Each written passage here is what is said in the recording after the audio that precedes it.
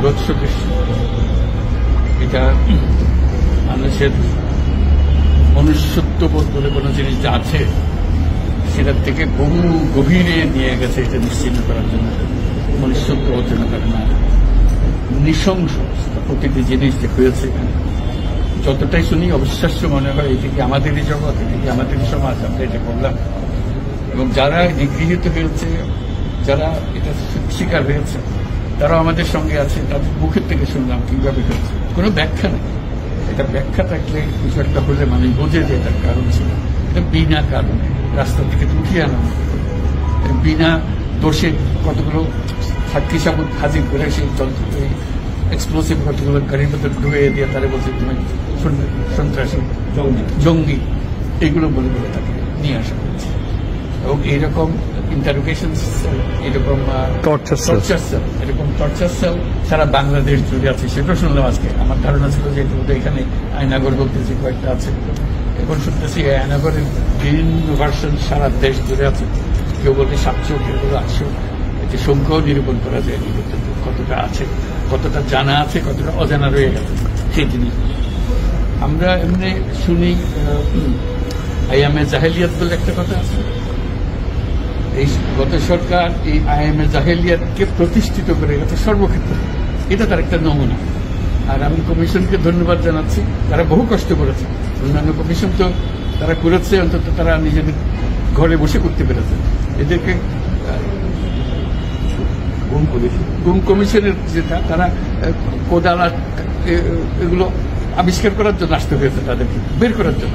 বিশ্বের মধ্যে গিয়েছিল, কারা কি করেছে, এখনো ধ্বংসাবশেষ আমরা দেখতেছি। কাজে আমরা দেশের যে চূড়ান্ত অবনতি, চূড়ান্ত রূপ দেখলাম, সর্বক্ষেত্রে এটা তার একটা প্রতিচ্ছবি। কাজে গুম কমিশন যেটা আমাদের সামনে নিয়ে আসলো, সেটা হলো যে কি পরিমাণে একটা দেশকে সর্বদিকে ধ্বংস করা যায়, এমনকি মানুষের একেবারে সামান্যতম যে মানবিক অধিকার সেটুকু থেকে বঞ্চিত করে রেখে দেওয়া হচ্ছে।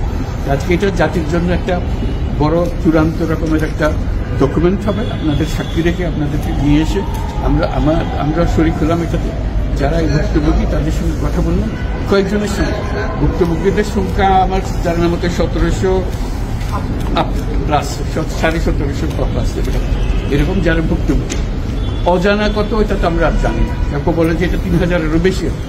কাজে সেটাও আমরা ধরে নিলাম যে একটা সীমারেখা দরকার, যেটা আমরা অজানা, সেটা কেউ প্রমাণ দিতে পারেনি। এই যে উদাও হয়ে গেছে, মানুষ নিশ্চিন্ন হয়ে গেছে, কেউ বলতে পারছে না সে কোথায়। তার মেয়ে আপনাদের সামনেই ছিল আজকে, যে বলছে আমার মাকে কোথায় নিয়ে যাওয়া হয়েছে আজ 9 বছর ধরে। 9 বছর ধরে আমরা আর খোঁজ পাই। সে নিজেও ছিল, 11 বছর বয়সে ছিল, মায়ের সঙ্গে ছিল, তাকে রেখে মাকে নিয়ে চলে গেছে। এই হলো সামান্য একটা দৃশ্য। এই দৃশ্য বড় করুণ দৃশ্য। এবং এটার কঠিনতম যে লেসনটা হলো, যারা করেছে তারা আমাদেরই সন্তান, আমাদেরই ভাই, আমাদেরই ঘনিষ্ঠ আত্মীয়, তারাই করেছে। এবং আমরা এই সমাজকে যদি এর থেকে বের করে না আনতে পারি, তাহলে এই সমাজ তো টিকে থাকবে না। যে এইভাবে যদি আমাদের হয়, আমাদের সন্তানরা যদি এগুলো করে এবং তারা যদি এইরকম কাজ করতে পারে, যে মানুষের পক্ষে যেটা সম্ভব। একজন বলছিল যে খুপির মধ্যে তাকে রাখা হয়েছে, গ্রামে তো মুরগির খাঁচা এর থেকে বড় হয়। এরকম অবস্থা, মুরগিও নড়াচড়ার যেরকম জায়গা হয় না, ওরও নড়াচড়ার কোনো জায়গা নেই। ওকে ব্যবস্থা রাখা হয়েছে, মাসের পর মাস, বছরের পর বছর তাকে ব্যবস্থা রাখা হয়েছে। এটা মানুষের সামনে এখন বিচার রইল, কিভাবে আমরা আবার নতুন করে সমাজ করতে পারি, যাতে করে আমরা এই যে এটা আমাদের সবারই অপরাধ, যেটা হতে দিয়েছি আমরা এসেছি। আজকে আমরা মুক্ত হলাম, সে মুক্ত বাংলাদেশে আমরা যেন নতুন করে আবার সমাজ করতে পারি। এটার থেকে একেবারে অতি দূরে যেন আমরা চলে যেতে পারি। এটার নমুনা, এটার সাক্ষী, এটার যে ডকুমেন্টেশন কমিশনের রিপোর্টের মধ্যে থাকবে। এবং এটা অবশ্য পাঠ্য হিসেবে সবাইকে পড়তে হবে, এবং তাদের যারা করেছে তাদের বিচার করতে হবে। তা না হলে আমরা নিষ্কৃতি পাবো না করতে, এই যে কাজগুলো করে গেল তারা। তা না হলে আমরা আবার মুক্তভাবে বলবো কি করে যে আমরা এই দেশের মানুষ, আমরা পরিষ্কার। যারা করেছে তাদের জন্য আমরা কেন মুক্ত হতে যাব? তাদের সে বিচার করবো, জনসাধারণ বলবে যে এটা উচিত বিচার হয়েছে, তখন আমরা এটার থেকে মুক্ত পাবো। সেটাই হলো আমাদের আবেদন দেশের সবার কাছে, এই বিচারটা যেন আমরা করে করতে পারি।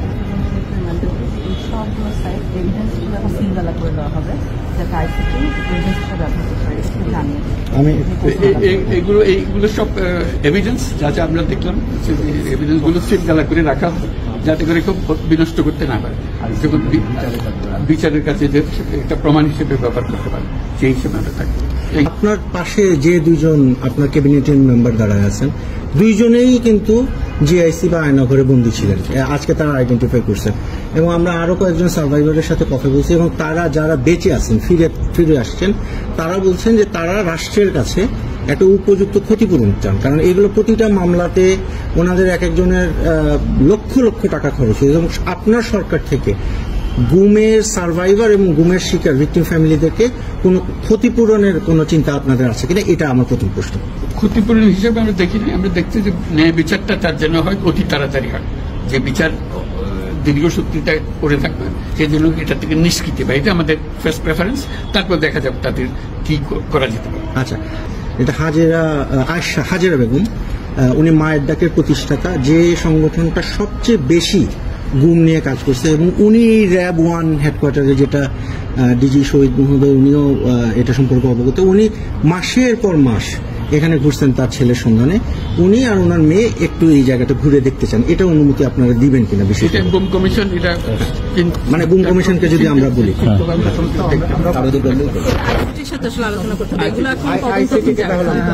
না মানে মানবিক কারণে আমি যে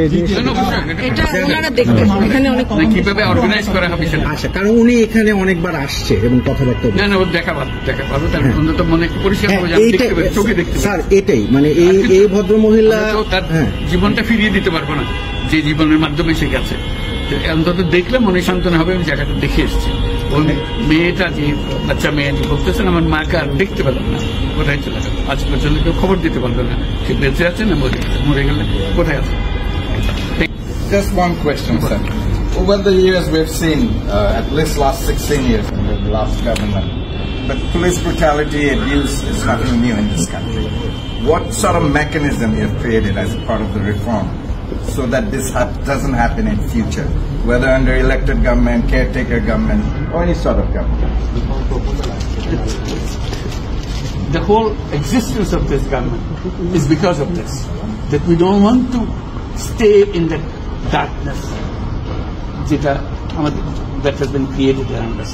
So we want to create a new environment. উদাও হয়ে গেছে, মানুষ নিশ্চিন্ন হয়ে getse. Students have been blaming all the place. So that led to the reform commissions. One of them is this disappearance commission, which led us to see this. Storytelling. Nobody will believe, somebody will say yes, somebody will say no. Now they have concrete proof, and now they will go to the justice. So this is one step. And then what happens to the rest of the institutions? You are dealing with something that have done.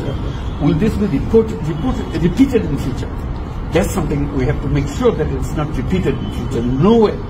Nowhere near it. This is the worst ever in the whole world. So we don't want to have anything to do with it. We'll be as normal as any civilized human being could be. So that's our commitment. That's what the reform commissions are all about. And since you asked the question, I'm very grateful to the commission for taking the job, because it's not an easy job. They have to fight in all directions to discover. This is the whole discovery mission. It's not as simple going and taking evidences and writing reports about it. So they have to really detect this in a very serious way. And they're still worrying about whether we can keep the evidences as they are after all this thing happened. So this is our commitment. We want to create that society and that world for us. Thank you so much. Thank you. কোথায় ছিলেন? I couldn't tell them to stay all night. They used to blindfold us and handcuff us. In the night, they used to handcuff us the back. They wouldn't tell us where I was. They wouldn't tell us even time for prayers. It felt like I was buried. They gave us the worst of that experience, and it continued for 8 years. মাঝখানে কোনো সময় বার করে নিয়ে গেছে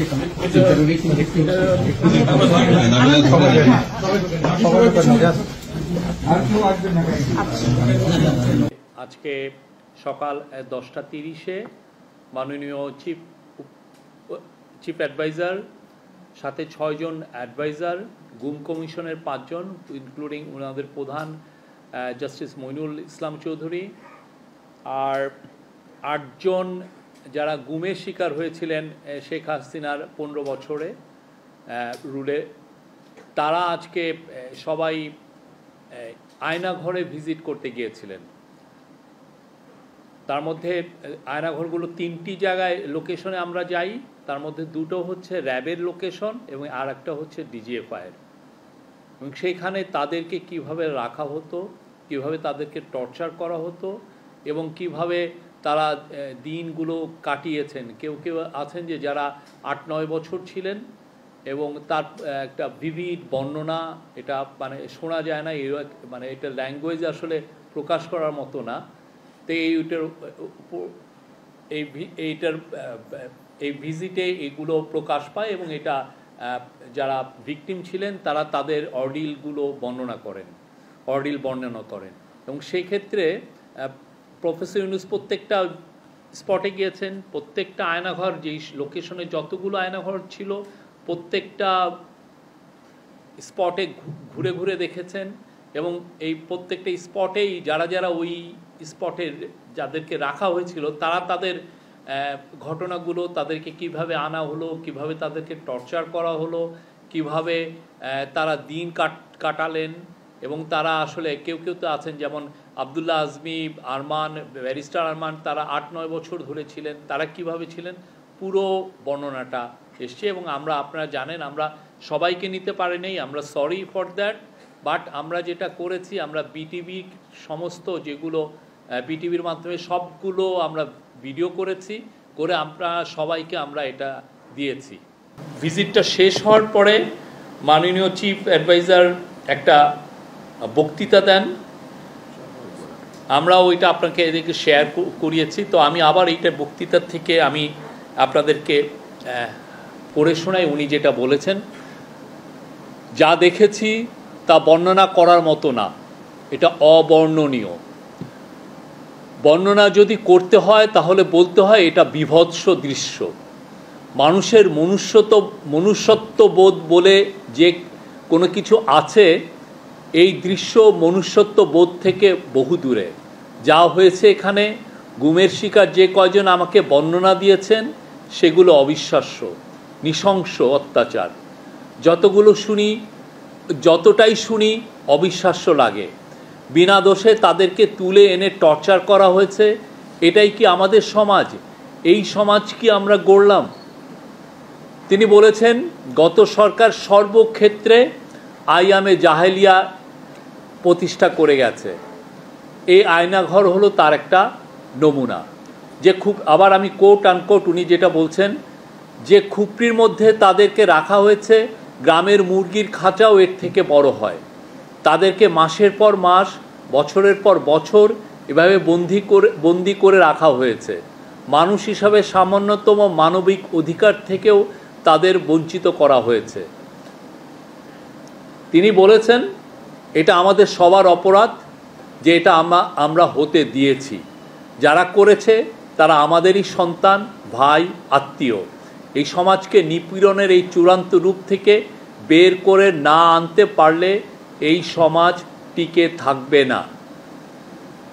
প্রধান উপদেষ্টা কমিশনকে বিশেষভাবে ধন্যবাদ জানিয়েছেন। উনি বলেছেন যে তারা কোদাল হাতে দেয়াল ভেঙে এইসব টর্চার সেল আবিষ্কার করেছে। গুম কমিশনের রিপোর্ট জাতির জন্য একটা বড় ডকুমেন্ট। এটা অবশ্য পাঠ্য হিসাবে সবাইকে পড়তে হবে। যারা এর সঙ্গে জড়িত অবশ্যই তাদের বিচার করতে হবে, তা না হলে আমরা নিষ্কৃতি পাব না। আপনারা জানেন কিছুদিন আগে একটা রিপোর্ট হয়েছিল যে আয়নাঘরে ভিজিট হচ্ছে না, কিন্তু আপনারা দেখলেন তো আমরা প্রত্যেকটা ঢাকা যতগুলো আয়নাঘর আছে সবগুলোতেই বিশিষ্ট যেগুলো সেগুলো ভিজিট হয়েছে এবং বাংলাদেশে যত আয়নাঘর আছে প্রত্যেকটা খুঁজে বের করা হবে। সোফার আমাদের কাছে গুম কমিশনের ইনভেস্টিগেশন অনুযায়ী এবং সিকিউরিটি ফোর্সে যা ইনভেস্টিগেশন করেছে আমরা জেনেছি এটার সংখ্যা কয়েকশো, মেবি 700 থেকে 800 এবং এইটা আরও বের হচ্ছে।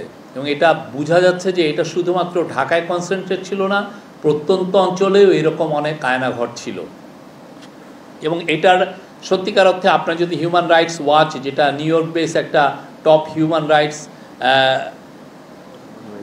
অর্গানাইজেশন, তাদের যদি রিপোর্ট পড়েন সেখানে স্পষ্ট লেখা আছে তাদেরকে সিকিউরিটি ফোর্সের অফিসাররা বলেছেন যে এই গুম এবং খুনের সাথে পতিত স্বৈরাচার শেখ হাসিনা ছিল, তার অর্ডারে এগুলো হয়েছে বেশিরভাগ।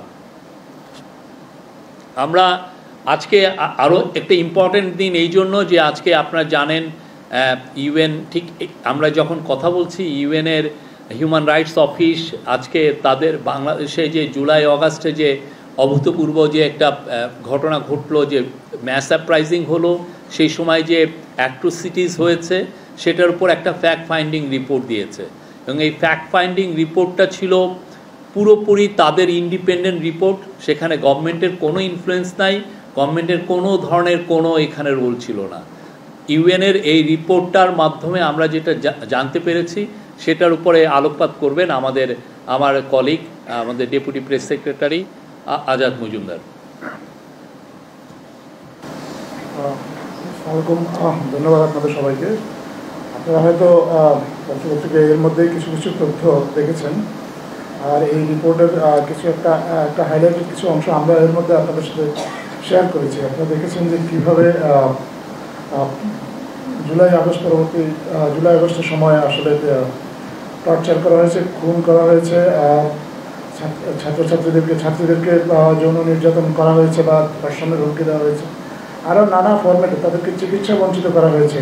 যারা আহত হয়েছেন তাদেরকে হাসপাতালে নিয়ে যাওয়ার পর তাদের চিকিৎসা নিতে তাদেরকে বাধা দেওয়া হয়েছে। এবং এই যে অপকর্মগুলো, এখানে আসলে দল হিসাবে কার কী ভূমিকা ছিল, ব্যক্তি হিসাবে কার কী ভূমিকা ছিল, এই বিষয়গুলো এই রিপোর্টে বিশদভাবে এসেছে। আমরা আশা করি আপনারা সেখানে এগুলো দেখতে পাবেন। এই রিপোর্টে প্রায় 1400 মৃত্যুর কথা বলা হয়েছে, তা এই জুলাই আগস্ট প্রোটেস্টে আরও কয়েক হাজার আহতের কথা বলা হয়েছে। এগুলো সম্পূর্ণভাবে ইউএন তাদের নিজস্ব মেকানিজমের মাধ্যমে তদন্ত করে তারা কিন্তু এটা এই তথ্যগুলো পেয়েছে। এখানে বাংলাদেশ সরকারের কাছ থেকে তারা যে তথ্যগুলো চেয়েছিল, তারা বাংলাদেশ সরকার তাদেরকে তথ্য দিয়ে সহযোগিতা করেছে, এবং তথ্য দিয়ে সরকার যে তাদেরকে সহযোগিতা করেছে এই বিষয়টাও কিন্তু রিপোর্টে উল্লেখ করা আছে। আপনার রিপোর্টের একটা জায়গায় গেলে আপনারা দেখবেন সেখানে পরিষ্কারভাবে উল্লেখ করা আছে যে সাবেক প্রধানমন্ত্রী শেখ হাসিনা উনি স্বয়ং বলেছেন যে প্রোটেস্টার যারা আছে তাদেরকে হত্যা করতে হবে, এবং তাদের যারা লিডিং লিডার আছে তাদেরকে পাকড়াও করে হত্যা করে তাদের মরদেহকে সরিয়ে ফেলতে হবে বা লুকিয়ে ফেলতে হবে। এটা রিপোর্টের সাক্ষীর ভিত্তিতে রিপোর্টে উল্লেখ করা হয়েছে। এছাড়া একটা কোর কমিটির কথা বলা হয়েছে, যেটা নেতৃত্বে ছিলেন সাবেক স্বরাষ্ট্রমন্ত্রী আসাদুজ্জামান কামাল। উনি এই কোর কমিটির বৈঠকের মাধ্যমে সিকিউরিটি ফোর্সেসগুলোকে নির্দেশ দিতেন কীভাবে প্রাণঘাতী অস্ত্র ব্যবহার করে এই জুলাই আগস্টের প্রোটেস্টটাকে দমন করতে হবে। এছাড়াও আরও সাবেক যে সরকার, তাদের যে রাজনৈতিক দল এবং সেই রাজনৈতিক দলের যে ছাত্র সংগঠন, তাদের কার কী ভূমিকা ছিল সেগুলো পরিষ্কারভাবে বলা আছে। সিকিউরিটি ফোর্সেস থেকে এবং ঢাকার যে সংসদ সদস্য বিভিন্ন এলাকার মানুষকে কীভাবে অস্ত্র সরবরাহ করা হয়েছে এই প্রোটেস্টটা দমন করার জন্য, তার একটা বর্ণনা দেওয়া আছে। এখানে বর্ণনা দেওয়া আছে রিপোর্টটার মধ্যে আওয়ামী লীগের নেতাকর্মীরা কীভাবে পুলিশের ছত্রছায়ায় প্রোটেস্টারদের প্রতি আক্রমণ করেছে, কোটা বিরোধী আন্দোলনকারী যারা আছে তাদেরকে আক্রমণ করেছে, মানুষকে হত্যা করেছে, এবং নিরাপত্তা বাহিনীগুলোর কোন সদস্যের বা কোন বাহিনীর কী ভূমিকা ছিল এই বিষয়গুলো এই রিপোর্টে বিশদভাবে উল্লেখ করা আছে। এই রিপোর্টের বিষয়ে বাংলাদেশের অন্তর্বর্তী সরকারের যে প্রতিক্রিয়া সেটাও আমরা ইতিমধ্যে আপনাদের সাথে শেয়ার করেছি, আপনারা আশা করি এটা দেখে নেবেন। দুইটা ঘটনা নিয়ে আমরা আসলাম। এই দুইটা ঘটনার আমরা যা দেখেছি এবং কিছু আপনারাও ইতিমধ্যে ফুটেজ এবং ছবিগুলো পেয়ে গেছেন এবং রিপোর্টটাও পেয়ে গেছেন। সো এই দুইটা জিনিস একটু সাম আপ, লাস্ট 15 বছরের যে ব্রুটালিটি এবং এটার একটা বড় উদাহরণ কিন্তু এই দুইটা রিপোর্ট, যেটা আজকে দুইটা ঘটনা যেটা আজকে বাংলাদেশে আছে। সো এইটা আমার কাছে মনে হয় যে আমাদের কাছে মনে হয় যে ওভারঅল লাস্ট 15 বছর কী হয়েছে এইটার একটা ক্ষুদ্র বলবো না, একটা বিশাল অংশ হচ্ছে এই দুটা জিনিস। এইটার ভিত্তিতে আমার মনে হয় লাস্ট কসাই শেখ হাসিনার যে লেগেসি এইটা সাম আপ করার একটা বড় অংশ এই দুইটা। আমি আপনার প্রথম প্রশ্নটা বলি যে আমরা যে জায়গাগুলো গেলাম, আপনারা দেখেছেন, এটা ছবি আমরা দিয়েছি, খুবই টাইনি, খুবই ক্ষুদ্র ক্ষুদ্র রুম, এবং এটা যে প্যাসেজ খুবই দূর। কিছু কিছু ক্ষেত্রে দেখা যাচ্ছে যে আমরা ওই ইট ভেঙে ওইটার থেকে প্যাসেজ তৈরি করা হয়েছে। তো পুরো বিষয়টা আসলে লজিস্টিক্যালি এটা একটা চ্যালেঞ্জ ছিল। সেই জন্য আমাদের আইডিয়া ছিল যে আমরা বিটিভির থেকে নিব, বিটিভির এবং পিআইডির থেকে আমরা ফটোগ্রাফার নিয়েছি, বিটিভির থেকে আমরা টেলিভিশনের 2টা ক্যামেরাম্যান নিয়েছি, এবং আমাদের নিজস্ব যারা প্রেস উইংয়ের একজন ফটোগ্রাফার ছিলেন উনি ছিলেন। এছাড়া আমরা বাইরের থেকে নিয়েছি আল জাজিরাকে আর নেত্র নিউজ জানেন সে বাংলাদেশ ফোকাস একটা নিউজ ওয়েবসাইট, এবং তাদের এই যে আয়নাঘরের বিষয়ে তাদের যথেষ্ট অবদান আছে। তারা কিন্তু এটার সাথে ডগেডলি তারা কিন্তু এই জিনিসটা পার্সিউ করছিল সেই স্টোরিটা, তো তাদেরকে আমরা নিয়েছি। আর একজন সাংবাদিকও ছিলেন। এর বাইরে আমরা নিতে পারিনি, আসলে লজিস্টিক্যালি এটা খুব চ্যালেঞ্জিং ছিল এইটা নেওয়ার বিষয়টা। আর আপনি যেটা বললেন যে যাদের বিরুদ্ধে অ্যারেস্ট ওয়ারেন্ট হয়েছে, আমরা গুম কমিশন কাজ করছে, ইন্টারন্যাশনাল ক্রাইমস ট্রাইব্যুনাল যেটা এগুলো এই কেসগুলো দেখছে তারাও কাজ করছে। আপনারা যথাসময়ে এগুলো রেজাল্ট পাবেন। মনে হয়েছে যে কোনো আলামত নষ্ট করা হয়েছে পাল্টাতে পরবর্তী সময়ে, এবং করলে পরে সেটা কারা করেছে সেটা সম্পর্কে বলবেন? না, আলামত নষ্ট করা হয়েছে কি হয়েছে না সেটা গুম কমিশন দেখছে, এবং সেই অনুযায়ী এটার উপরে যখন কেসগুলো হচ্ছে ইন্টারন্যাশনাল ক্রাইমস ট্রাইব্যুনাল তাদের প্রসিকিউটররাও দেখছে। আমরা প্রত্যেকটা জিনিসগুলো দেখছি, এবং সেই আলোকে আমরা যেটা করেছি যে এটা এখন এই একটা এভিডেন্স হিসেবে গুমের এই প্রত্যেকটা আয়নাঘরগুলো এখন সিলগালা করা থাকবে, বিকজ এটা আমাদের লিগ্যাল প্রসেসে এটা লাগবে। কিছু কিছু জায়গায় প্লাস্টার করা হয়েছে, যেটা বা কোনো জায়গায় দেখা যাচ্ছে যে রুমটা একটু ছোট টাইনি ছিল, সেটাকে মানে ওইটা ভেঙে দেয়ালটা ভেঙে এটাকে বড় দেখানো হয়েছে। না, আমরা এই বিষয়ে বারবার কিন্তু বলেছি। প্রথম কথা হচ্ছে যে আওয়ামী লীগের যারা এই গুম খুন হত্যাকাণ্ডে জড়িত ছিল সবার বিচার হবে, এটা স্পষ্ট। এবং আজকের যে রিপোর্টের পরে আপনারা দেখেছেন ইউএনের হিউম্যান রাইটস অফিস হচ্ছে ওয়ার্ল্ডের most respected human rights organization. তারা যেই রিপোর্টটা দিয়েছে তাতেই সুস্পষ্ট যে কার অর্ডারে এই খুনগুলো হয়েছে। এবং খুনগুলো আপনি দেখেন না কি খুন, 4 বছরের ছেলে, 6 বছরের মেয়ে, আপনি এবং নিয়ে আপনি কি করছেন, পুড়িয়ে ফেলছেন। এবং এখানে স্পষ্ট লেখা আছে, আমার কলিগ বললেন যে এটাকে হাইড করে ফেলতে হবে, মেরে হাইড করে ফেলতে হবে। এবং তার মধ্যে যারা মারা গেছে, যাদেরকে খুন করা হয়েছে তার 13% ছিল চিলড্রেন, আমার আপনার ছেলে মেয়েরা। তো সেই বিষয়ে আমরা আবারও বলছি, যারা যারা এগুলো ইনভলভ ছিল, যাদের হাতে রক্ত, সবার বিচার হবে। কেউ বাঁচতে পারবে না এই বিচারের থেকে, কারো মুক্তি নেই। আমরা তাদেরকে বিচারের সম্মুখীন আনবো। এবং সেই জন্য দেখেন আমরা কিন্তু শেখ হাসিনার এক্সট্রাডিশন চেয়েছি। শেখ হাসিনা এখানে মেন, উনার নির্দেশে এই ঘটনাগুলো ঘটেছে, এই খুনগুলো হয়েছে। আর আমাদের তরফ থেকে আর এই যে আওয়ামী লীগ পার্টির কী হবে সেটা বাংলাদেশের জনগণ ডিসাইড করবে। এত কিছু তারা তো দেখছে কি করেছে, গত 15টা বছর কি করেছে, তারা উন্নয়নের গল্প শুনিয়েছে, কিন্তু আমরা যে দেখলাম শুধু ডার্ক আর সেখানে আমাদের কলিগ একটা দিয়েছে যে ওইখানে আপনি দেখতে হলে বড় আপনার টর্চ লাইট নিয়ে যেতে হয়, কি ভয়ঙ্কর।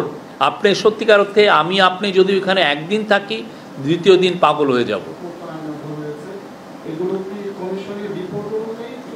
এটা আমরা ধারণা করছি, এটা কিন্তু ইনভেস্টিগেশনের পার্ট, এটা ইনভেস্টিগেশন হচ্ছে।